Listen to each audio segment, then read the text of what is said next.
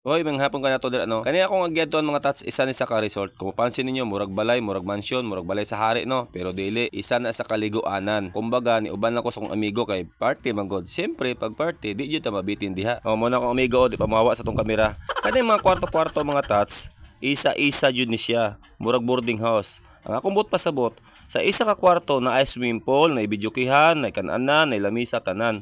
So kung moadto mo diri, dili jud mo magmahay. Karon kung nakakita nga ingani nga liguanan nga tag isa-isag swimming pool kada kwarto. Wow! Kuyawa no?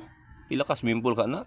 Kung pila ka kwarto, mao pod ang swimming pool. Pwede ka mag-arkila diha ug pwede pod nimo siraduan nga way makialam nimo. Kay ngano man iya-iya man mag kwarto og swimming pool. Ingana ka high-tech ning lugar ni akong giadtuan. Ug pasensya na mga taas medyo ngit-ngit ang atong background kay hapon na manggod na, alas 6 na manggod na. Syempre ang atong kamera baratohon ra manggod ni. Ug di magdugay mga taas, ako sang gisuroy-suroy ang ato ang lugar nga atong giadtuan diha.